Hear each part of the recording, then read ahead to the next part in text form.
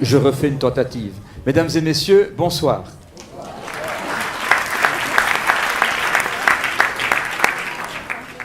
Alors, d'un côté, nous sommes particulièrement heureux de vous accueillir dans cette magnifique salle de spectacle. D'un autre côté, nous sommes un peu Marie, vous savez, Marie avec un accent circonflexe sur le A, pour dire que par rapport à l'église qui nous accueille habituellement, il y a moins de place ici. Et donc, premièrement, nous avons dû revoir le programme afin de ne pas, avoir trop de personnes qui auraient voulu assister au spectacle, ce qui évidemment est tout à fait contre notre objectif de faire monter sur scène le plus d'enfants possible. Et d'autre part, malgré nos savants calculs du rapport de trigonométrie entre un enfant et le nombre de personnes potentiellement intéressées pour venir le voir, eh bien, nous sommes arrivés un petit peu, à peu près juste, mais à 30 ou 40 personnes de près, nous sommes arrivés juste. Mais donc, pour essayer de ne pas déplaire aux personnes qui voulaient voir leurs enfants et qui, malheureusement, ne trouveraient pas de place dans la salle, eh bien, nous avons organisé un système vidéo, ce qui permet à ces personnes-là de pouvoir, assister au spectacle presque comme vous, à la différence près qu'eux, ils peuvent avoir un verre à la main en regardant leurs enfants chanter, tandis que vous, vous ne pourrez pas, n'est-ce pas, hein? À la pause, bien sûr, vous pourrez vous rattraper, tenter plus, n'est-ce pas, hein? Mais donc voilà, on a essayé d'arranger les choses au mieux par rapport aux circonstances qui étaient les nôtres, et nous espérons que ça fera pour vous un excellent moment de détente, alors qu'il fait froid dehors, que quand on allume la télé, on a de mauvaises nouvelles, que par exemple, on veut aller faire un peu de sport, et comme moi, on se pète le genou, et on se retrouve à claudiquer jusque perpète, hein. Donc, si jamais vous me voyez marcher un petit peu comme Geoffrey de Perrac d'Angélique, ne vous en étonnez pas, c'est simplement parce que j'ai été trop présomptueux par rapport à mes talents de tennisman. Bon, alors, j'aurais mieux fait de continuer à faire que de la musique. Mais toujours est-il que nous allons avoir un programme avec une pause, et j'espère qu'il sera assez varié pour que vous puissiez découvrir tous les talents qui se cachent dans notre académie. Vous découvrirez ainsi beaucoup de professeurs, dont pas mal de nouveaux professeurs, dont c'est le premier spectacle ce soir, hein, et que vous en tirerez beaucoup de plaisir, et surtout vous en parlerez autour de vous. Il est très important que vous soyez fiers d'être des parents d'élèves de l'académie, et que vous le disiez « urbi et orbi », comme dirait l'autre. Mais puisqu'il faut parler urbi et orbi, je vais maintenant passer la parole à quelqu'un dont c'est le métier, et je vous demande maintenant d'accueillir notre bourgmestre, Monsieur Jean-Charles Luperto.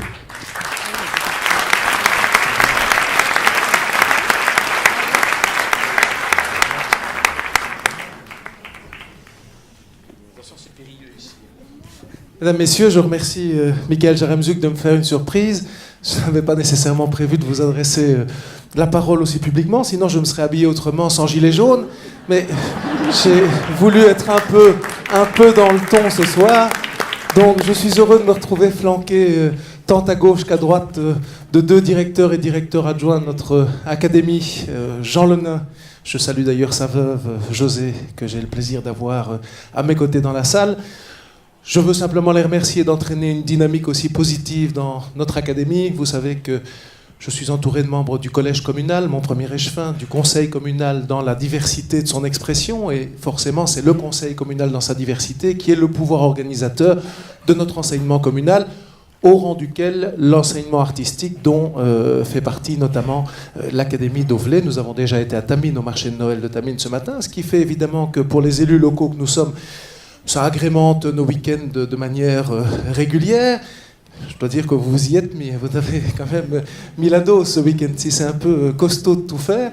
Donc moralité, je suis un peu en tenue de marché de Noël, parce qu'il y a aussi des marchés de Noël sur le territoire de la commune, donc on va essayer de tout faire sur la journée. Je ne sais pas comment on y arrivera, mais je sais que nous allons avoir une parenthèse de grande qualité ici, et on aime généralement être à vos côtés parce qu'on sait que vous émerveillez tous ceux qui viennent ici. Donc je salue ceux qui sont dans la salle et ceux qui nous écoutent en retransmission grâce à Bruno Perpète qui fait la captation là-bas dans le fond. Donc je salue les parents qui ne peuvent pas être dans la salle mais qui sont en effet dans la cafétéria. Déjà, je vous souhaite à chacune et à chacun de très heureuses fêtes de fin d'année en mon nom personnel, au nom du personnel de l'académie et évidemment au nom du collège et du conseil communal. Je ne veux pas être beaucoup plus long puisque les stars, ce ne sont pas nous, mais ce sont ceux qui sont derrière. De bonnes fêtes à vous. Merci.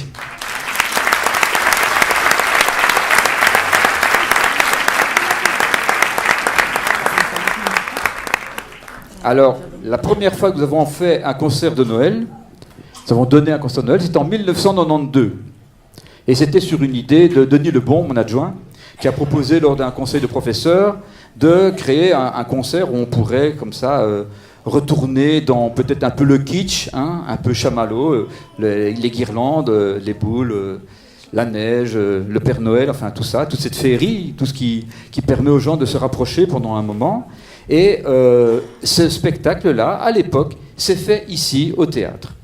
Ensuite, eh bien, comme nous avons voulu également pouvoir faire profiter les entités extérieures où nous donnons des cours, donc par exemple Fosse-la-Ville, Gemep-sur-Sambre et tous les villages alentours, ou bien Mettey, eh bien, nous avons entamé de pouvoir jouer dans ces lieux-là. Et fatalement, ils ne disposent pas tous, loin s'en faut, d'une aussi belle salle qu'ici, pouvant accueillir autant de monde. Ce qui fait que c'est ainsi que nous avons pris l'habitude de faire les concerts de Noël dans les églises, qui étaient, pour ainsi dire, les seuls lieux assez vastes pour accueillir le public, et que finalement, un concert de Noël dans une église, ça a malgré tout son sens. Et c'est ainsi que, la boucle étant bouclée, aujourd'hui, eh bien, c'est la première fois depuis 1192 que nous revenons faire le concert de Noël dans cette salle. Et malgré tout, bien, elle a été rénovée et tout, ça fait quand même un petit pincement, ça fait quelque chose. Et puis le temps passe, n'est-ce pas, hein, il ne faut pas vous apprendre cela. Alors, un numéro par lequel nous allons commencer et qui est parmi les cours qui sont un peu nos chouchous, il s'agit du cours de rythmique.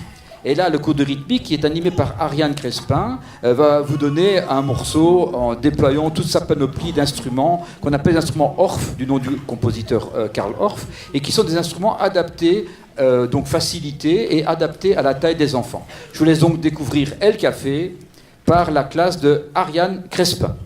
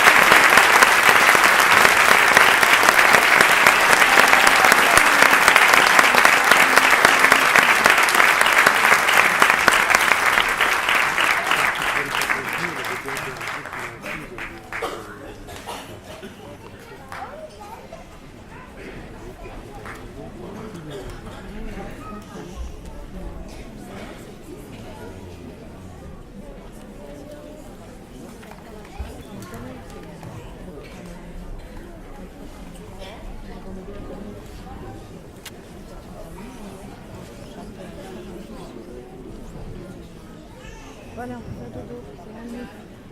Fais-moi. Tu fais dodo? Ah, on connaît le texte. T'as pas trop chaud. C'est fini. Voilà, alors le numéro suivant, vous présentez un ensemble de guitares par un professeur extrêmement efficace, extrêmement talentueux, qui a beaucoup de, de talent de compositeur, ainsi que d'instrumentiste.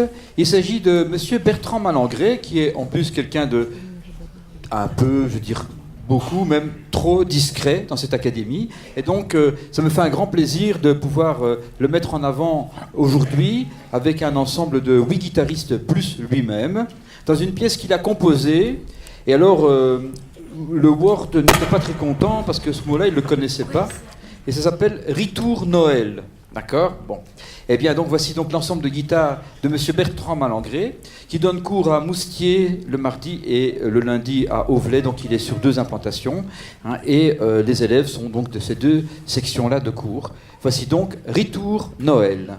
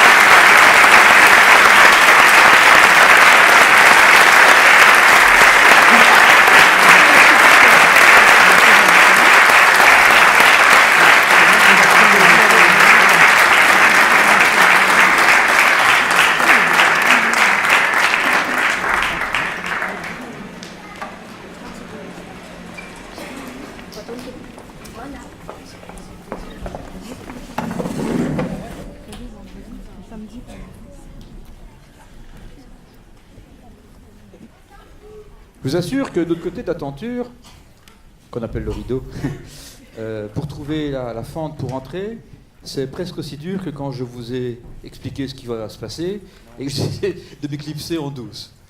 Mais enfin, ça fait partie du métier. Hein. Alors, le morceau suivant va vous permettre d'apprécier un tout nouveau professeur dans notre académie, qui est Camille Ledoc. Alors Camille est une ancienne élève du conservatoire de Tamines. Elle a également eu l'occasion de faire quelques concerts, quelques prestations chez nous. Et, ensuite, elle a suivi ses études supérieures à Limay, Panamur, tout près de chez nous, et elle les a terminées à Bruxelles.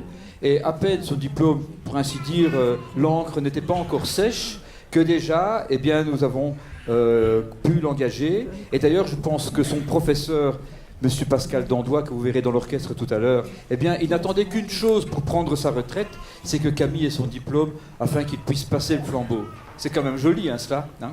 On dirait presque une histoire de Noël. Enfin voilà, Camille se retrouve professeure chez nous, et donc c'est à elle maintenant de diriger l'ensemble de violoncelle, ce qu'elle va faire ce soir en vous présentant 2 pièces. Une s'appelle Carol of the Bells et l'autre est Joy to the World. Alors, Carol of the Bells, c'est quoi cette histoire de Carol? C'est pas une fille qui s'appelle Carole. Hein. En fait, en allemand, on parle de chorale, d'accord? Et en anglais, on parle de carol pour désigner des pièces vocales. Alors en anglais, carol, ça désigne plutôt des pièces vocales qui sont basées sur des psaumes qui parlent de la nativité. Donc c'est pour ça que vous pouvez voir des disques où on parle de carol, etc., hein, avec des chœurs anglais. Et il s'agit chaque fois d'air consacré à la nativité. Et il y a un recueil d'une centaine de morceaux qui sont des morceaux, je veux dire, classiques. Et toutes les grandes chorales anglaises, eh bien, au moment de l'Avent, ou la période dans laquelle nous sommes maintenant, eh bien, ils chantent ces caroles. Voilà l'explication de ce mot. Alors, les chorales allemands, ça n'a rien à voir avec une chorale en tant que telle, sauf que le mot chorale est dévié et vient de chorale. Les chorales en allemand, ça désigne plutôt des pièces religieuses également, mais qui ne sont pas nécessairement consacrées à la nativité. Et si vous suivez un petit peu l'œuvre de Bach, eh bien vous verrez qu'il y a plein d'œuvres de Bach qui s'appellent chorale numéro un tel, chorale numéro un tel. Eh bien, c'était des pièces qu'il écrivait pendant la semaine pour être jouées au dimanche, avec 3 chœurs différents qu'il faisait répéter dès que les partitions étaient finies. Donc il avait un boulot infernal, parce qu'il y avait à peu près pour 1 heure de musique, de composition, de répétition et d'exécution lors des grandes messes qui se faisaient à Leipzig, etc. Alors, Carol of the Bells, on croirait que c'est un morceau anglais ou américain, comme beaucoup d'airs de Noël que l'on connaît, Jingle Bells, etc. Et ici, en l'occurrence, pas du tout. Il s'agit d'une chanson d'origine ukrainienne, qui a été récupéré par les Anglais puis les Américains, sur lesquels on a mis un autre texte. Ça a d'abord été un morceau d'un groupe de rock, même de hard rock, dans les années 2008-2009, et puis après c'est passé dans le répertoire en tant que morceau, je veux dire, plus sage, de Noël. Joy to the World, ça c'est un morceau du 17e qui est plus classique dans le genre air de Noël. Et voici donc, ici ils ne chantent pas, ils vont vous jouer ça au violoncelle. Voici donc l'ensemble de Camille Ledoc.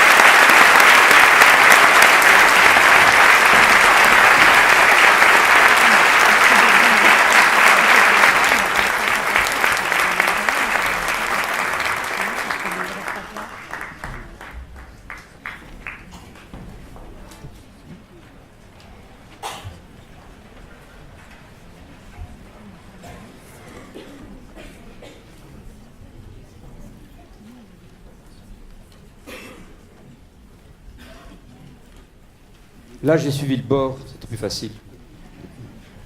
Alors, le groupe suivant est intéressant à plusieurs titres. D'abord parce qu'il est composé d'anciens élèves. Julie et Nicolas sont des élèves que j'ai connus au début de ma carrière. Et puis, ils sont partis faire des études supérieures. Ils ont fait une carrière professionnelle. Ils se sont mariés. Ils ont fait des enfants. D'ailleurs, pour Julie, elle s'est même mariée avec un autre élève de l'académie. Donc, quelquefois, nous servons également de... Comment dire d'agence patrimoniale, oui, hein, on va dire ça comme ça, hein, soit pour les professeurs, soit pour les élèves. Et donc, ensuite, bien, après avoir beaucoup bourlingué, etc., ils nous amènent leurs enfants lorsqu'ils ont 5-6 ans, et ensuite, ils se rendent compte que l'académie leur manque et que leurs enfants en font et pas eux. Et donc, ils nous reviennent comme élèves une deuxième fois pour approfondir des disciplines qu'ils n'ont pas eu l'occasion d'apprendre lors de leur jeunesse. Et donc c'est comme ça que nous retrouvons avec 2, 3, 4 générations d'élèves, et ça nous fait bien plaisir, hormis que ça nous fait sentir de nouveau le temps qui passe. Mais sinon, cette continuité-là prouve que quand ils étaient petits, ils ont apprécié notre enseignement. En tant que parents, ils ont voulu qu'ils soient prodigués à leurs enfants, et puis pour eux-mêmes, ils ne savent plus se passer de l'académie parce qu'ils ont ça dans le sang et on ne sait rien y faire. Voilà, c'est tout ce que je souhaite à tous ceux qui sont là devant moi, et à tous ceux qui ne sont pas encore là, qui ne savent pas qu'ils ont besoin de l'académie et qui vont bientôt l'apprendre. Alors, pour le morceau qui suit, nous allons entendre une pièce de Shostakovich, qui est un compositeur russe du XXe siècle, et qui est parmi les 3 grands compositeurs russes que l'on connaît. Vous connaissez peut-être Prokofiev. Qui sait me dire une pièce que tout le monde connaît de Prokofiev? Plus fort, n'ayez pas peur. Voilà, il n'y a pas de but à gagner aujourd'hui, mais voilà, Pierre Leloup par exemple. Hein. Et il y a également Serge Rachmaninov, vous connaissez Serge Rachmaninov, avec ses célèbres concertos de piano qui sont régulièrement joués au Reine-Elisabeth. Eh bien, ces 3 compositeurs, Shostakovich, Prokofiev et Rachmaninov, ont en commun d'avoir été contemporains de la période soviétique, et chacun a réagi à sa manière. Et malheureusement, tous les 3, ça a été assez tragique pour eux. Le premier, Rachmaninov, a décidé de s'exiler aux États-Unis.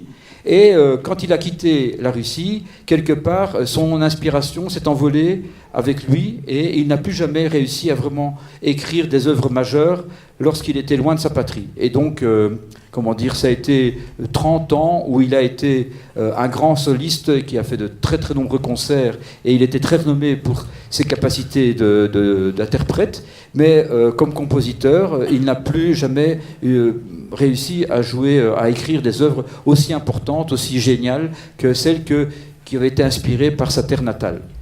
En ce qui concerne Prokofiev, eh bien lui aussi, il a connu une vie très difficile parce qu'il était toujours suspecté, comme Shostakovich, d'être un dissident, d'être quelqu'un qui voulait, torpiller le système ou un truc comme ça. Donc lui aussi est parti loin de Russie, il est parti en exil, mais il n'a pas supporté l'exil et il a préféré le joug soviétique en retournant en Russie. Et on ne lui a pas été tellement reconnaissant d'être revenu chez lui. Et en plus, bon, il a eu...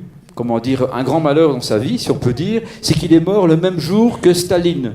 Et comme la mort de Staline a fait la une des journaux, eh bien, on ne s'est pas du tout rendu compte qu'un très grand compositeur comme Prokofiev était disparu en même temps que lui. Et nous arrivons à Shostakovich, qui a écrit les plus belles œuvres de sa vie après la Deuxième Guerre mondiale et inspiré par ce qu'il a connu des grandes batailles qui ont eu lieu en Russie et qui lui ont inspiré ses dernières symphonies. Donc, il a écrit de la musique qui est très très populaire d'un côté, vous connaissez peut-être la valse jazz que André Rieu a beaucoup popularisée, et d'autre part, il y a des œuvres qui sont très poignantes, très dures, parfois pas faciles à entendre, hein, et qui notamment sont ses dernières symphonies ou son concerto pour violoncelle qu'il a écrit pour un célèbre violoncelliste qui s'appelle Dmitri Rostropovitch, hein, qui a dirigé les œuvres de Shostakovich pendant toute sa vie. Et ici, nous allons entendre un trio, qui est une musique, malgré tout, qui est très très mélodieuse et qui fait partie du répertoire qui n'est pas extrêmement difficile d'entendre dans le répertoire de Shostakovich. Je vous laisse donc avec le trio de musique de chambre qui va vous interpréter ce trio.